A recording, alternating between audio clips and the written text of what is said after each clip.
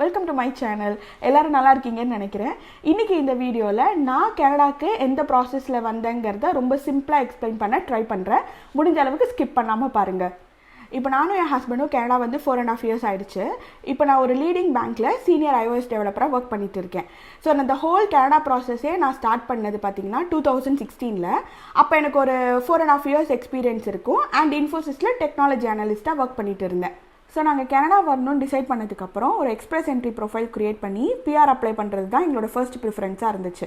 So ஒரு express entry profile create பண்ணுறதுக்கு என்னெல்லாம் தேவையோ ஃபஸ்ட்டு WS அப்ளை பண்ணேன், அதுக்கப்புறம் IELTS எழுதணும், அதுக்கப்புறம் ப்ரூஃப் ஆஃப் ஃபண்ட்ஸ் ரெடி பண்ணணும். ஸோ இதெல்லாம் ரெடி பண்ணிவிட்டு ஒரு எக்ஸ்பிரஸ் என்ட்ரி ப்ரொஃபைல் க்ரியேட் பண்ணிவிட்டு ITA வெயிட் பண்ணிட்டு இருந்தோம். ஆனால் அந்த எக்ஸ்பிரஸ் என்ட்ரி ப்ரொஃபைல் க்ரியேட் பண்ணிவிட்டு எங்களுக்கு ஸ்கோர் ரொம்ப கம்மியாக இருந்ததுனால ITA வரல.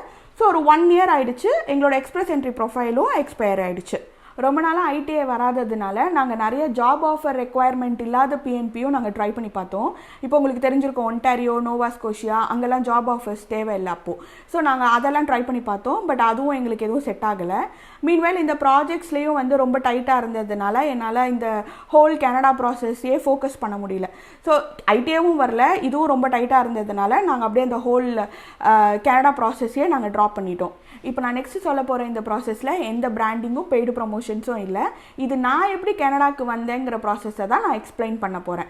அண்ட் என்னோடய ஃப்ரெண்ட்ஸும் இதெல்லாம் ட்ரை பண்ணியிருக்காங்க, ரொம்ப யூஸ்ஃபுல்லாக இருந்துச்சு. உங்களுக்கும் யூஸ்ஃபுல்லாக இருக்குங்கிறதுனால நான் இந்த விஷயத்த சொல்கிறேன். நான் ஆல்ரெடி சொன்ன மாதிரி இந்த ஹோல் கனடா ப்ராசஸே நமக்கு செட் ஆகாது அப்படின்ட்டு நான் அந்த ப்ராசஸே நான் கம்ப்ளீட்டாக விட்டுட்டேன். அந்த எக்ஸ்பிரஸ் என்ட்ரி ப்ரொஃபைலை செக் பண்ணுறதில்ல, எதுவுமே பண்ணல. ஆனால் எப்போல்லாம் டைம் கிடைக்குதோ வேறு ஏதாவது ஒரு வழியிலையாவது கனடா போகலாமா அப்படின்னு சொல்லி சில ஜாப் ஆஃபர்ஸ் எல்லாம் ஏதாவது அப்ளை பண்ண முடியுமா அப்படின்னு நான் பார்த்துட்டு இருந்தேன். ஸோ லிங்க்டினில் வந்து நிறைய டெவலப்பர்ஸோட கனெக்ட் பண்ணி இங்கே கனடாவில் என்னெல்லாம் ப்ராசஸ் பண்ணுறாங்க, எப்படிலாம் ரெக்ரூட் பண்ணுறாங்க, இந்தியாவிலேருந்து டைரெக்டாக ரெக்ரூட் பண்ண முடியுமா, அந்த மாதிரி ப்ராசஸ் எல்லாம் நான் விசாரிச்சுட்டு இருந்தேன். ஆனால் அதுவுமே பெருசாக ஹெல்ப்ஃபுல்லாக இல்லை. ஏன்னா கனடாவில் வந்து நீங்கள் ஒர்க் பண்ணணும்னா உங்களுக்கு ஒர்க் பர்மிட் இருக்கணும். ஸோ நீங்கள் அந்த வேலிட் ஒர்க் பர்மிட் இருந்தால் மட்டுமே கனடா வர முடியும் அப்படின்னு சொல்லிட்டாங்க. ஸோ நான் அந்த ப்ராசஸையும் நான் ஸ்டாப் பண்ணிட்டேன். ஸோ இந்த மாதிரி நிறைய டெவலப்பர்ஸோட நான் கனெக்ட் பண்ணும்போது ஃபார்ச்சுனேட்லி ஒரு நாள் லிங்க்டின்ல வேன்ஹாக்னு ஒரு ஆர்கனைசேஷன் லீப் ஈவெண்ட் கனடாவில் கண்டக்ட் பண்ண போகிறதா ஒரு ஆட் பார்த்தேன்.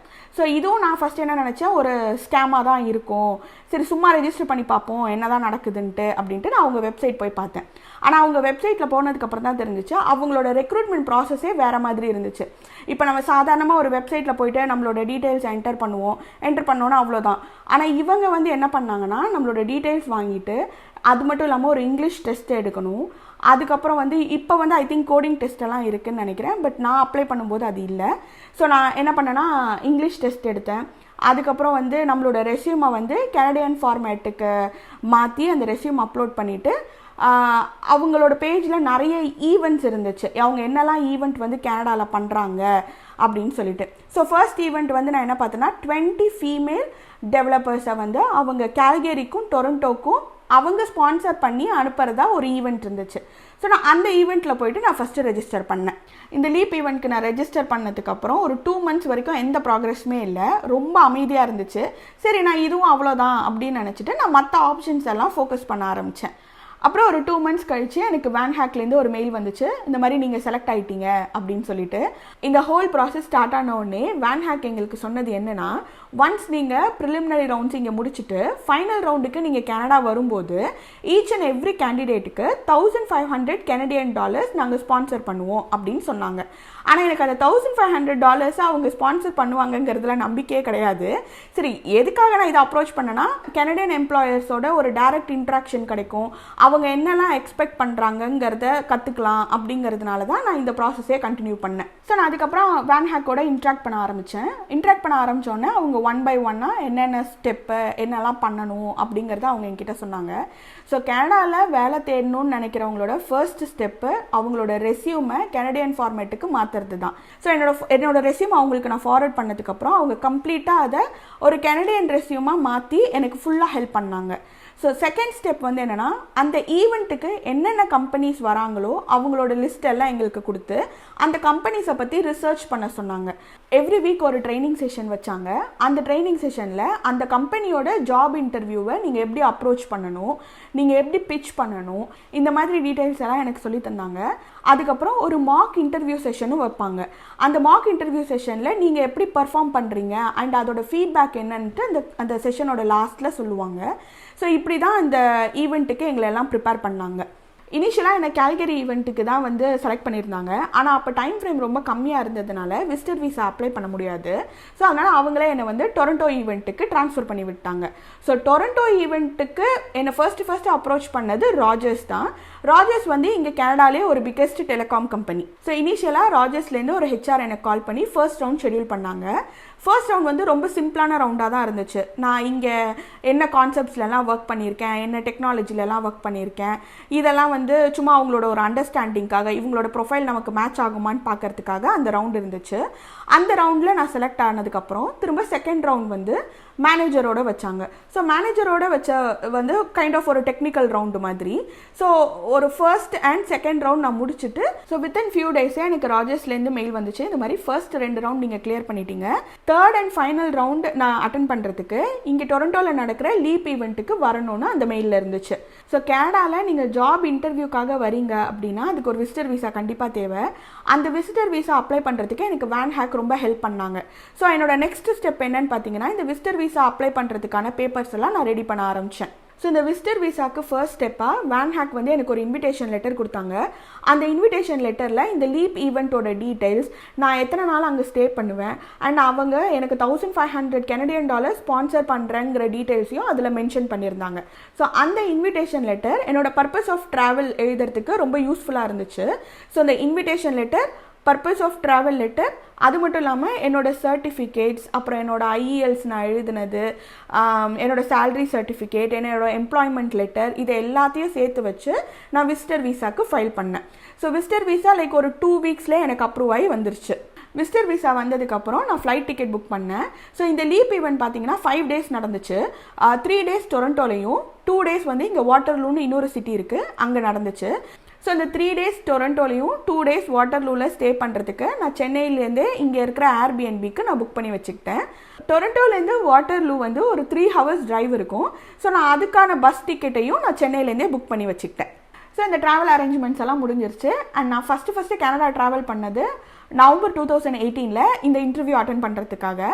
ஸோ இங்கே டொரண்டோவில் அந்த லீப் ஈவெண்ட் நடந்தது வந்து மாஸ் டிஸ்கவரி டிஸ்ட்ரிக்டில். அங்கே வந்து நிறைய கம்பெனிஸ் வந்திருந்தாங்க அண்ட் பர்டிகுலர்லி ராஜர்ஸோட டெக்னிக்கல் மேனேஜர்ஸ் எல்லாரும் வந்திருந்தாங்க.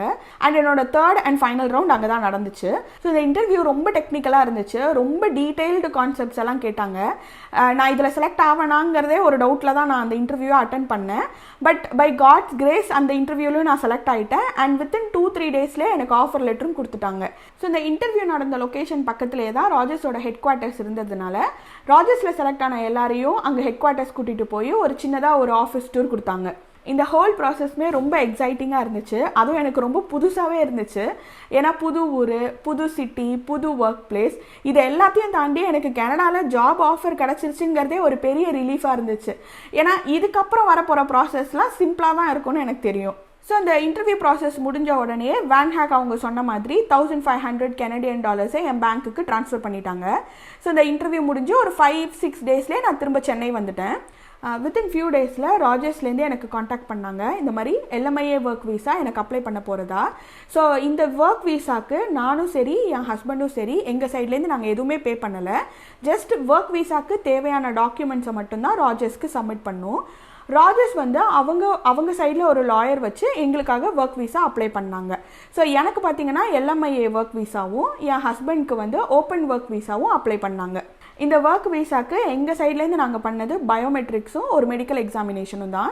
மெடிக்கல் எக்ஸாமினேஷன் வந்து சென்னையில் இருக்கிற அப்போலோவில் நாங்கள் பண்ணோம்.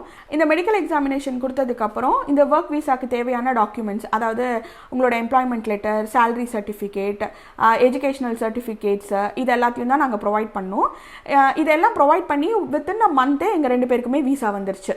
ஸோ ஒர்க் வீசா வந்ததுக்கப்புறம் நானும் என் ஹஸ்பண்டும் கனடாக்கு ட்ராவல் பண்ணுறதுக்கான அரேஞ்ச்மெண்ட்ஸ் எல்லாம் ஒன்று ஒன்றா பண்ண ஆரம்பித்தோம். ஸோ ஏப்ரல் 2019 தான் ஃபஸ்ட்டு நானும் என் ஹஸ்பண்டும் கனடாக்கு ஒர்க் வீசாவில் லேண்ட் ஆனோம். நாங்கள் கனடா லேண்ட் ஆனதுக்கப்புறம் 2019 2021 வரைக்கும் நான் ராஜர்ஸில் தான் ஒர்க் பண்ணேன். ஏன்னா LMIA பாண்டுனால. ஸோ LMIA பாண்டில் வந்து நீங்கள் 2 years ராஜர்ஸ்க்கு தான் ஒர்க் பண்ணணும், வேறு எந்த கம்பெனிக்கும் ஒர்க் பண்ண முடியாது. ஸோ அந்த இன்பிட்வீன் பீரியடில் இங்கே கிடைச்ச கெனடியன் எக்ஸ்பீரியன்ஸை வச்சு புதுசாக ஒரு எக்ஸ்பிரஸ் என்ட்ரி ப்ரொஃபைல் கிரியேட் பண்ணி கிடைச்ச எக்ஸ்ட்ரா பாயிண்ட்ஸை வச்சு நான் PR வாங்கிட்டேன். ஸோ நான் எப்படி PR அப்ளை பண்ணேன், என்னென்ன டாக்குமெண்ட்ஸ்லாம் சப்மிட் பண்ணேங்கிறத நான் இன்னொரு வீடியோவில் டீட்டெயில்டாக எக்ஸ்பிளைன் பண்ணுறேன். அது மட்டும் இல்லாமல் நீங்கள் லேண்ட் ஆனதுக்கப்புறம் பண்ண வேண்டிய மேண்டேட்ரி ப்ராசஸ், அதாவது சின் நம்பர் அப்ளை பண்ணுறதா இருக்கட்டும், பேங்க் அக்கௌண்ட் ஓப்பன் பண்ணுறதா இருக்கட்டும், இல்லை உங்களோட ஹெல்த் கார்டு அப்ளை பண்ணுறதா இருக்கட்டும், இதை பற்றின இன்ஃபர்மேஷன் எல்லாத்தையும் நான் இன்னொரு வீடியோவில் டீட்டெயில்டாக எக்ஸ்பிளைன் பண்ணுறேன். இப்போ நான் எக்ஸ்பிளைன் பண்ண ப்ராசஸில் ஏதாவது ஒரு ஸ்டெப்பில் உங்களுக்கு டவுட்ஸோ குவெஸ்டின்ஸோ இருந்துச்சுன்னா கமெண்ட்ஸில் சொல்லுங்கள். நான் முடிஞ்ச அளவுக்கு டீட்டெயில்டாக கிளாரிஃபை பண்ண ட்ரை பண்ணுறேன். இப்போ நான் எக்ஸ்பிளைன் பண்ண ப்ராசஸ் எல்லாமே 4 வருஷத்துக்கு முன்னாடி நான் பண்ணது. இப்போ வேன் ஹேக்கில் ரெஜிஸ்ட்ரேஷன் ப்ராசஸ் டோட்டலாகவே மாறி இருக்கு. இந்த வேன் ஹேக் பற்றின டீட்டெயில்ஸ் எல்லாமே நான் டிஸ்கிரிப்ஷனில் தரேன், நீங்கள் போய் செக் பண்ணி பாருங்கள்.